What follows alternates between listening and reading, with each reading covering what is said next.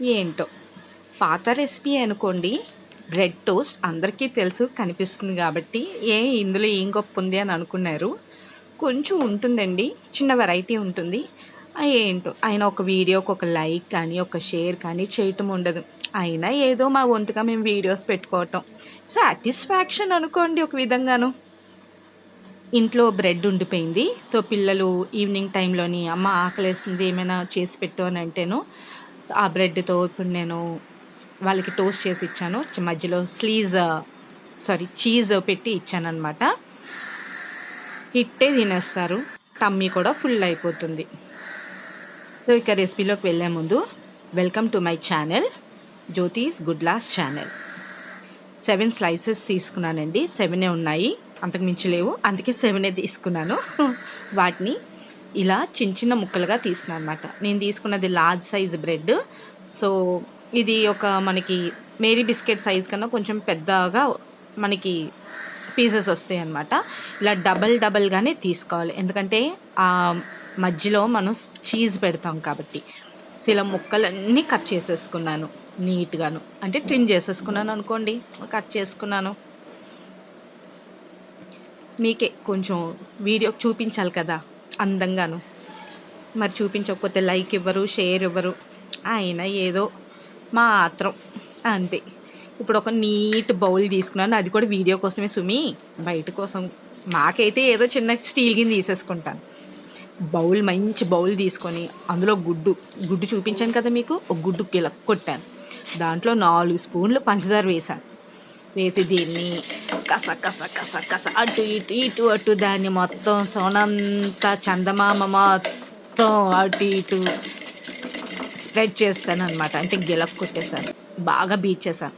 ఇప్పుడు చిక్కని పాలు తీసుకున్నాను, ఒక కప్పుడు సుమి, మనం కాఫీ టీలు తాగుతాం కదా కప్పు, దాంతో ఒక కప్పు పాలు తీసుకొని దాన్ని కూడా మొత్తం ఇంగ్రీడియంట్స్ అన్నీ మిక్స్ అయ్యేటట్టు కస బీటింగ్ ఇచ్చేసాను అనమాట. మొత్తం కొట్టి పడేసి వదిలేసాను. ఇప్పుడు చీజ్, నేను ఈ టైప్ ఆఫ్ చీజ్ తీసుకున్నాను. ఇది సాల్టెడ్ చీజ్.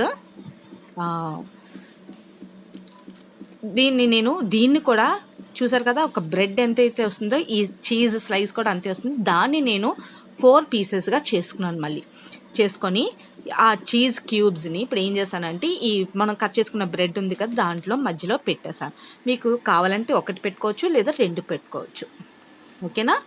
ఇప్పుడు ఇలా స్టఫ్ చేసిన చీజ్ని మనం కలిపి బీట్ చేసుకున్న milk, egg and sugar syrup ఉంది కదా, దాంట్లో బాగా ముంచి స్నానం చేయించండి. తలార స్నానం ఎలా చేస్తాం అలా చేయించండి. 4 పక్కల నీట్గా మునిగిపోవాలి, అబ్జార్బ్ చేసుకుంటుంది అనమాట. కొంచెం మిల్క్ అండ్ ఈ షుగర్ సిరప్, ఎగ్ బీట్ చేసాం కదా, అది చక్కగా అబ్జార్బ్ చేసుకుంటుంది. అయిన తర్వాత ఇలా పొయ్యి మీద పెనం వేసుకున్నాను, కొంచెం నెయ్యి వేసి కొంచెం వేడికి చిన్న మంట మీద పెట్టుకున్నాను ఇది, ఎందుకంటే నెయ్యి త్వరగా హీట్ని లాగేసుకుంటుంది, పొగలాగా వచ్చేస్తుంది కదా, అందుకు అలా కాకుండా ఇప్పుడు చిన్న మంట మీదే పెట్టుకొని నీట్గా ఈ స్లైసెస్ అన్నిటినీ కూడా దాంట్లో పెట్టి ఫ్రై చేసుకున్నాను.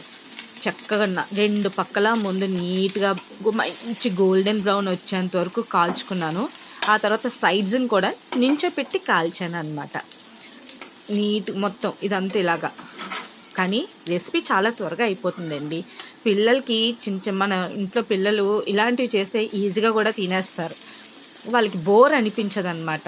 అందులో చీజ్ ఒకటి పెట్టాం కదా, ఇంకా ఎగ్ ఒకటి వేసాము, ఇంకేముంది, ఇట్టే తినేస్తారు. ఈవినింగ్కి మంచి ఆకలి రెసిపీ అని చెప్పొచ్చు అనమాట. చూసారు కదా, ఇప్పుడు 4 పక్కల కూడా కాల్చుకోవాలని చెప్పాను కదా, ఇలా నించోపెట్టి మనం చక్కగా, లేదంటే ఇటో కట్లగాడ ఈ చేతి ఇంకో స్పూన్ పట్టుకొని నించోపెట్టి చేసేయచ్చు. సో మొత్తం రెసిపీ రెడీ అండి. సో చూసారు కదా ఎంత అందంగా ఉన్నదో. ఒకవేళ వీడియో నచ్చితే మాత్రం లైక్ చేయండి, కింద లైక్ బటన్ ఉంటుంది, దాని మీద ఒక లైక్ బటన్ ఒక క్లిక్ ఇవ్వండి చాలు, లైక్ అదే పడిపోతుంది. షేర్ చేయండి, కొత్త వాళ్ళు అయితే సబ్స్క్రైబ్ చేసుకోండి. రెసిపీ మీకు నచ్చిందని అనుకుంటున్నాను. చూసారు మధ్యలో చీజ్ కూడా మరియు 2 స్లైసెస్ పెట్టుకున్నారనుకోండి చక్క సాగుతూ కూడా వస్తుంది. వీడియో నచ్చిందని అనుకుంటున్నాను. ఇక ఉంటాను.